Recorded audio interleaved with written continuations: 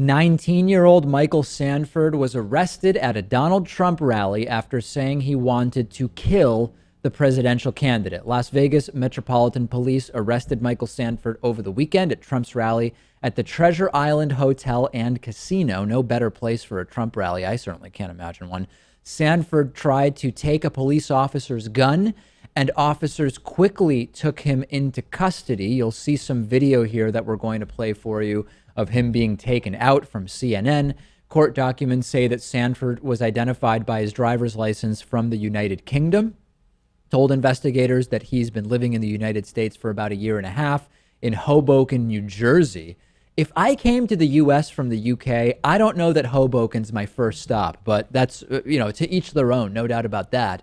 Sandford allegedly told investigators he was practicing shooting at a nearby gun range just the day before the rally, and he said that that was the first time he had ever shot a gun. When officials asked him, why did you try to take this police officer's gun? He said, to shoot and kill Donald Trump, saying he fully expected to be killed himself during this attempt. He was transferred to the custody of U.S. Secret Service. He's been charged with attempting to commit an act of violence on restricted grounds. Yesterday, he was in court facing charges, faces 10 years in prison and a $250,000 fine if convicted, denied bail. The court was told that Mr. Sandford is unemployed, living out of his car at this point, and in the United States illegally. A court-appointed lawyer said he had autism and had attempted suicide in the past. Clearly an unbalanced individual, right, Lewis? I mean, never shot a gun. His plan was to go to Vegas, practice shooting once at a gun range, and then disarm a police officer and shoot Donald Trump with that gun. And we have someone who is staying here illegally, living out of their car, seemingly just a mess. Some people might call us hypocrites and say, oh, this person's mentally ill, while maybe Omar Mateen wasn't. Well, I think we did address to some extent that Omar Mateen has an issue.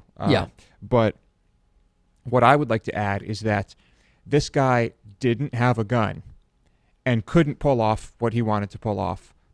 Partially, maybe mostly, because he didn't have a gun. Well, some people online said, this kid's not autistic, he's a genius, as if the two are mutually exclusive. But in any case, the types of comments I was hearing was, no, this has nothing to do with whatever his mental state or status or conditions are. This has to do with the fact that he brilliantly realized, I'm not going to be able to bring a gun into the event because of Secret Service security. So I'll get in with no gun and then take one from a police officer. Of course, relatively short-sighted in that at the point at which you try to take a gun from a police officer, things are probably going to wrap up pretty quickly. The most shocking thing to me about this entire story is that AOL has been reporting extensively on it, and I'm shocked that AOL still reports extensively. Yeah, I thought they were pretty much just doing email. Actually, as we discussed before, there's something still like 1 million people who have AOL as their internet service provider. In all seriousness, of course, I disagree with all violence by and against the supporters or detractors of any candidate. It's interesting to consider that these attempts arguably help Trump. They do seem to be fomenting support. People see, oh, someone tried to kill Trump. It's because he's going to make America great again, although the countless plots to kill President Obama, more death threats than the CIA, than the Secret Service has dealt with for who knows how long against President Obama, the same people don't apply that logic. They don't say, oh, Obama must be really doing great because so many people want to kill him. Just very disjointed logic when it comes to how people react to these types of attempts and threats. Yeah. I'm wondering now, the Trump campaign has not issued a statement on this, right? Have they? I don't know. I'm not sure. They had plenty going on in the news cycle yesterday with the firing of Corey Lewandowski, interestingly enough. I have not heard anyway. What could they possibly say? It might be noteworthy. I guess you're wondering, do they make any kind of broader political point that you can take from an individual autistic person in the country illegally who had never fired a gun before trying to disarm a police officer? Do they try to make some broader statement out of it? Yeah. I mean, if I were Trump's campaign manager, I would say, let's ignore this one. Yeah, I think I would too. Send me your thoughts about this. I'm on Twitter at @dpakman. Lewis is on Twitter at LewisMotomedy. And of course, everybody is on Facebook at facebook.com/David Pakman Show. I've talked about how people of all ages, but particularly millennials, are owning cars less and participating more in the sharing economy. And one of the more popular options is Zipcar, which gets you a car when you want it, when you need it.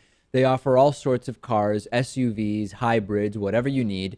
It includes insurance and it includes gas. You just pay for the time that you actually use the car. And you can reserve the car online from your smartphone over the phone. Then you unlock it with your Zip card. Each car share member reduces their personal CO2 emissions by between 1,100 and 1,600 pounds per year.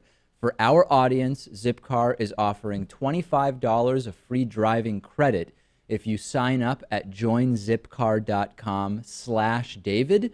Support our show, reduce your carbon emissions and your spending on cars. Sign up at joinzipcar.com/David.